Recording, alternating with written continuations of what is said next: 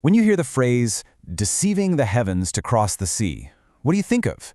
You probably think it's just a clever way to talk about lying, right? Well, what if I told you that's not it at all? This is the very first of the legendary 36 stratagems, and it's got nothing to do with petty deception.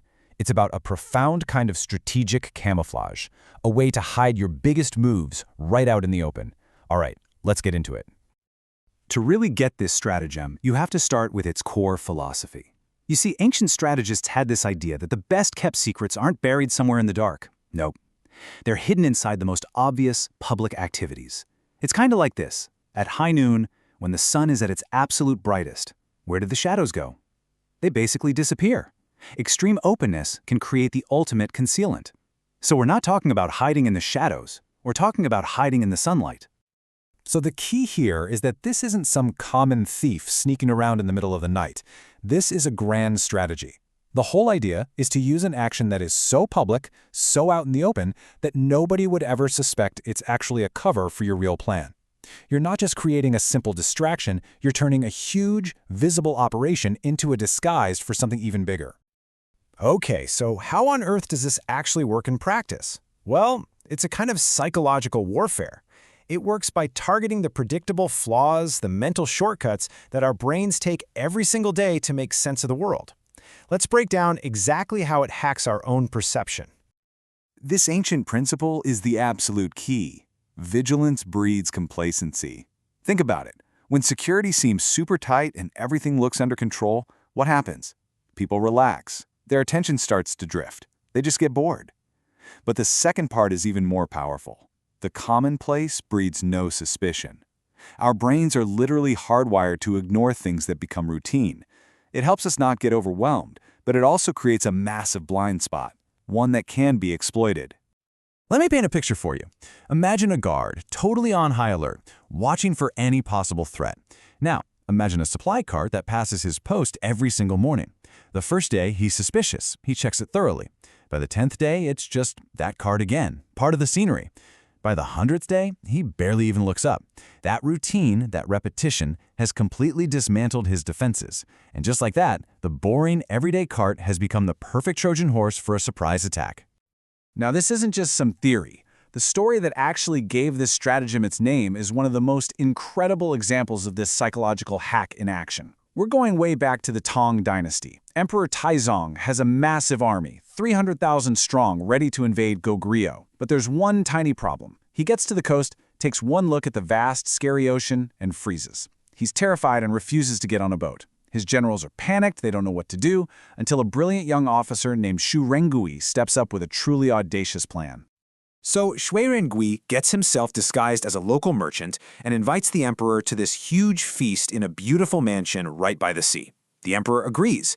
He's led into this massive, fancy building, but the strange thing is, it's completely sealed off with these beautiful silk curtains. Inside, it's an amazing party. Music's playing, people are drinking, everything seems perfectly normal. But after a while, they start to hear the sound of wind and waves. The cups start to rattle. The whole building starts to sway. The emperor gets worried and orders the curtains to be pulled back. And he's absolutely stunned. All he sees is the open ocean in every direction. The mansion was actually a fleet of giant warships, all lashed together and disguised. He and his entire court were already far out at sea. And this brings us right back to that core idea of yin and yang. The yang, the overt, public, obvious thing, was the huge celebratory feast. It was happening right out in the open for everyone to see. But hidden within that spectacle was the yin, the covert, secret objective, getting the entire army across the sea without the emperor even knowing it was happening. The secret was hidden inside the party. That story is amazing, right? But here's another one that really drives home that second principle we talked about. The commonplace breeds no suspicion. This is a masterclass from the Sui dynasty, and it's all about how to weaponize routine. So, check this out. The Sui general Heiruobi is camped out on one side of a river, facing the enemy forces on the other. He starts doing this really strange thing. He constantly assembles his troops, puts on a huge show with flags and banners, and makes it look like he's about to launch a massive invasion. The first time he does this, the Chen army freaks out. It's all hands on deck, prepare for a full-scale attack. But then nothing happens. The Sui army just moves around and settles back down. The second time, the Chen are still on guard, but a little less panicked. After this happens again and again and again, the Chen defenders just become completely bored with it. It became, oh look, it's just the Sui army doing their usual thing. He, Ru Jiobi, had literally trained his enemy to ignore him. He weaponized boredom. So when the day for the real invasion finally came, he gathered his troops, raised the flags, and started his routine.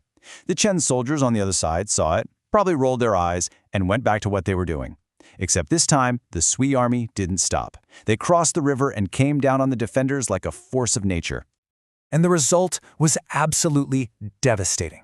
The Chen army was so psychologically disarmed that they barely put up a fight. The key city of Nansusho fell almost instantly, and that one move cracked the whole dynasty wide open, leading to its eventual collapse. It was a victory won not with swords and shields, but with sheer, mind-numbing repetition. So when we look at these stories together, we start to see the real genius behind this stratagem. It is not about telling a clever lie. It's about a deep understanding of human psychology and using your enemy's own brain against them.